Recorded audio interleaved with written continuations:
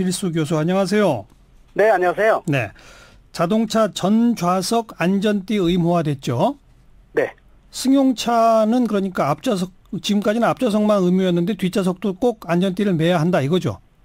그렇습니다. 이미 이제 고속도로나 전용도로는 뒷좌석도 매는 게 의무화됐는데, 예.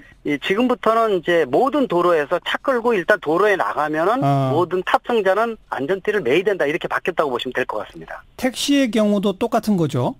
맞습니다. 택시도 같고, 우리가 많이 타고 다니는 광역버스 있지 않습니까? 예. 이게 이제 입석이었고 좌석인데 이것도 예외가 아니어서 모두 다 안전띠를 매야 된다고 볼 수가 있습니다. 고속버스, 광역버스도 전원이 안전띠를 매야 한다. 네. 네. 그런데 안전띠를 안 매고 있다가 단속에 적발되면 얼마씩 벌금을 무는 겁니까? 지금 3만 원의 범칙금으로 돼 있고요. 네. 예를 들어서 아이가 6세 미만의 어린이인 경우에 카시트가 없으면 예를 들어서 6만 원으로 올라갑니다. 비용이 더요. 예. 문제는 이제 그 카시트라는 것 자체가 택시라든지 장착되어 있는 것도 아니고 예. 또 이 부모들이 가지고 다닐 수도 없거든요. 상당히 무겁지 않습니까 이게. 예. 그런 측면에서 실질적으로 적용을 했을 경우에는 이런 예외 조항에 대한 부분들이 어떻게 될 것이냐. 또 시내버스 같은 경우에도 입석이 있지 않습니까? 네. 뭐 당연히 안전띠 맬 수가 없겠죠. 이런 사각지대에 대한 부분들은 분명히 문제점이 있다고 볼 수가 있습니다. 조금 이따가 제가 카시트, 시내버스 따로따로 좀 여쭤보겠고, 네. 승용차를 탔어요. 근데 이제 앞좌석에 2명, 뒷좌석 2명, 4명이 탔단 말이에요. 네. 근데 뒷좌석 2명이 안전띠를 안 맸어요. 네. 단속에 걸렸습니다. 그럼 누가 돈을 내는 겁니까? 운전자가 되게끔 돼 있습니다. 예를 들어서 이 택시 같은 경우에도 아니, 승용차의 경우에. 네, 승용차의 경우에 이 운전자가 일단은 내야 되겠죠. 운전자가 뒤에 두 사람 안 맨 거 3만 원씩 6만 원을 내야 된다. 그 비용에 대한 것도 고민이 좀 된다고 볼 수가 있습니다. 어떤 보도에는 그 승용차의 경우 운전자와 동승자가 각각 낸다고 돼 있던데요. 그 부분도 좀 애매모호한 부분이 있습니다. 예를 들어서 여러 명이 앉았을 때 여러 명이 모두 안 맨 사람을 모두 각각 3만 원씩 내는 거에 대한 부분들에 대한 고민도 있고, 예를 들어서 뒤에 이 3명까지 탈 수가 있거든요. 예. 그래서 가운데 있는 경우는 2점씩도 있고 3점씩도 있는데 역시 해당되는 명세에 맞춰서 각각 3만 원씩 내느냐에 대한 부분들도 좀 혼란스럽다고 볼 수가 있습니다. 그게 아직 그러니까 이번에 법 개정 사항이 명확하지 않은 거예요? 그 부분도 좀 애매모호한 부분도 있습니다. 각자를 내야 된다라는 부분들도 있고요. 이 명세에 탑승하는 만큼요. 또 이 버스 같은 경우도 그렇지 않습니까? 예를 들어서. 잠깐만 하나씩 짚어봅시다. 그러니까 우선 승용차의 경우에 안전띠 안 매는 분들이 한 분 한 분이 다 돈을 따로따로 범칙금을 내는 건지 운전자가 다 내는 건지 요거 한번 확인해 봐야 될 것 같고요. 네. 예. 택시의 경우는 택시기사가 안전띠 매세요라고 했는데 승객이 안 매면 그거는 택시기사는 범칙금을 안 낸다면서요? 맞습니다. 그럼 승객은 냅니까? 그 승객이 내는 것도 지금 얘기가 없습니다. 그것도 어떻게 돼야 되는지에 대한 부분들도 없습니다. 그러니까 결국은 승용차와 택시의 경우 동승자가 따로 범칙금을 내느냐 안 내느냐가 지금 불명확하다 이 말씀이네요. 그렇죠. 그런데 택시 운전자의 경우는 매라고 말만 했으면 그거에 대해서는 이제 면책이 된다 이 말씀이고. 맞습니다. 버스도 고속버스나 광역버스 마찬가지로 승객 여러분 안전띠 매세요 했는데 안 맨 사람이 있었단 말이죠. 네. 그러면 버스 운전기사는 면책이 된다. 네, 그렇죠. 네. 그렇게 되지만은 또 안 맨 사람이 만약에 버스가 20명이었다. 20명 각각이 각각 3만 원씩 내느냐에 대한 부분들도 애매모호하다고 볼 수가 있습니다. 그것도 애매모호하다. 네. 그러니까 운전자한테 책임을 묻는다. 이거는 이제 있는데 동승자들 또 택시 그 버스나 탑승객들이 각자 돈 내느냐 안 내느냐 이거 좀 빨리 확인이 돼야 되겠네요. 맞습니다. 더욱이 이제 예를 들어서 뒤에 탑승자 택시 같은 경우에 매려고 안전띠를 맸는데 보통 뒤에 뒷좌석 시트 같은 경우에는 청소 때문에 시트를 많이 갈아주거든요. 예. 근데 맬 때 그 시트 바닥에 이 매는 부분 자체가 뒤로 빠져가지고 낄 수 없는 택시 같은 경우도 종종 있습니다. 이 경우에는 매고 싶어도 못 매거든요. 이럴 때는 또 운전자가 사실 책임을 물어야 되겠죠. 또 이런 경우는. 네. 어쨌든 지금 택시 경우에 승객 그리고 승용차의 경우에 동승자 버스의 경우에 일반 탑승객들이 각각 돈 내는지 안 내는지 이거 빨리 확인해야 됩니다. 네, 맞습니다. 그다음 좀 아까 언급하신 지금 제일 많은 분들이 그 문제시하는 게 카시트예요. 그러니까 6세 미만은 반드시 카시트에 앉혀라 이거 아니겠습니까? 맞습니다. 그런데 택시에 카시트가 없으니까 어떻게 해야 됩니까 이거?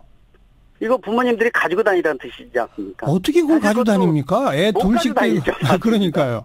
예. 거기다가 예를 들어서 내가 만약에 고속버스를 탄다 그럴 때 아이를 데리고 탄다. 6세 미만이. 그러면 예. 부모가 역시 카시트 가지고 타야 되지 않습니까? 그러니까요. 현실적으로 불가능한 얘기라고 볼 수가 있죠. 그리고 택시에 카시트를 비치할 걸 의무화할 수 있나요? 없습니다. 이거 자체를 하는 나라도 없고요. 카시트를 뭐 트렁크에서 싣고 다닐 수 있는 내용도 아니고 네. 또 카시트 자체가 크기가 적지가 않습니다. 상당히 좀 부피가 그렇죠. 크거든요. 예. 거의 불가능하고 예를 들어서 아이가 둘이었다 그러면 2개의 카시트가 필요하다는 얘기인데 그렇다면 뒷좌석 양쪽 모두 다 해당이 되거든요. 말이 안 되는군요. 그렇죠. 이 논리적으로 좀 설득력이 좀 떨어진다고 볼 수가 있습니다. 그러니까 이 대목은 그래도 일반 승용차의 경우는 카시트 의무화가 이해가 되는데 네. 택시나 버스 같은 대중교통수단의 카시트 의무화는 이건 좀 현실적으로 문제가 있군요.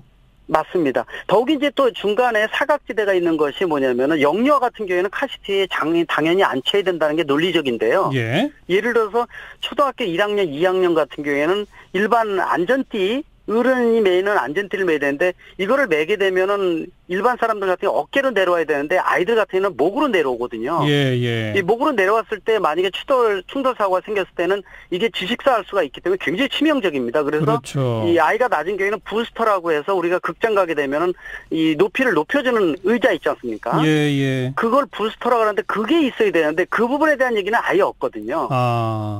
요건 아예 비어 있는 대목이고요. 네. 그래요. 그다음에 이제 자전거 부분에서도 네. 음주 단속에 걸리면 3만 원 범칙금이죠, 역시. 맞습니다. 음주 단속 기준은 자동차랑 똑같죠? 네, 똑같이 기준을 냈고 음주 추정 불응하면은 범칙금 10만 원으로 올라가고요. 네. 요거는 그런데 현실적으로 단속이 가능하겠어요? 어떻게 보십니까? 쉽지는 않다고 보고 있습니다. 뭐 경찰에서는 뭐 예를 들어 자동차 동호 회원들 편의점이나 식당에서 먹고 단체로 있을 때 이렇게 단속한다 이러지만은 네. 뭐 자전거 도로에서 자전거 탈 때 누가 음주 측정기 들고 경찰이 단속을 하나하나 세워서 할 수 있는 상황도 아니기 때문에 예. 이 계몽적인 부분이 필요하다고 보고 있고 실질적으로 이제 단속보다도 이 음주운전하고 탈 것을 타면 안 된다라는 논리가 상당히 문화적인 부분이 강조되어야 되지 않나 이렇게 보고 있습니다. 네. 자전거도 음주운전 위험하니까 이거는 이제 없애봅시다. 이제 이런 어떤 캠페인성이 강하다 이 말씀인 거고. 네. 또 하나 중요한 게 자전거 안전모 착용의 의무화인데요. 네. 근데 이 외국에서는 자전거 안전모를 의무화한 나라가 거의 없다면서요? 거의 없습니다. 우리가 이웃 일본만 보시더라도요. 가보게 되면 안전모를 쓰고 있으면 도리어 쳐다봅니다. 일본은 한 가정집에 2세대가 자전거가 있을 정도로 생활화돼 이미 돼 있고 예. 그래서 그럼에도 불구하고 자전거 관련 사고가 없는 이유는 문화적 부분들 특히 이 일반 보행자라든지 자전거 탑승자들이 자동차들이 배려나 보호에 대한 부분이 상당히 크기 때문에요. 네네. 예, 이 안전에 대한 인식이 제고되어 있는 부분들이지 무작정 안전모를 매라라고 얘기하는 건 좀 논란이 상당히 큰 문제 중에 한 가지거든요. 이 부분요. 네, 그래서 현실적으로 좀 문제가 있다 이렇게 지적이 되고 있습니다. 오히려 자전거 선진국들은 안전모 의무화를 안 하더라. 네. 그래도 안전모를 쓰는 게 조금은 더 안전한 건 맞죠? 당연합니다. 실제로 사고가 생긴다든지 혹시 머리 두부 손상이 있을 경우에 뇌진탕이나 이런 걸로 사망률도 있거든요. 예. 분명히 효과는 있지만은 자전거 탑승이라는 것 자체가 안전모 하나로 결정되는 게 아니라 수백 가지거든요. 그렇죠. 그런 측면에서 보면 또 예를 들어서 이 가장 큰 것이 서울시 등 각 지자체에서 요새 자전거 대여 제도 많이 운행하고 있지 않습니까? 공공자전거 많죠. 맞습니다. 그래서 실제로 이용률도 높아졌고요. 예. 편리하다. 그래서 1-20분이나 아니면은 뭐 한두 시간씩 이용을 하고 있는데 이럴 경우에 안전모를 빌려주는 것도 아니고요. 가지고 다닐 수도 없고 대여라는 것 자체도 머리 크기도 틀리지만 위생적인 부분도 있기 때문에 1-20분 탄다고 안전모를 가지고 다닐 수도 없는 상황이기 때문에 상당히 지금 이 부분도 현실성이 떨어진다고 볼 수가 있습니다. 서울시가 그 공공자전거에 안전모 비치했다가 많이 없어지기도 하고 그래서 이제 아예 없앤다는 거 아니겠습니까? 수거한다고? 네, 맞습니다. 네. 또 하나가 자전거 말고 요새 전동 킥보드, 전동 휠 이런 거 많잖아요. 그렇죠. 여긴 지금 안전 규제가 전혀 없죠.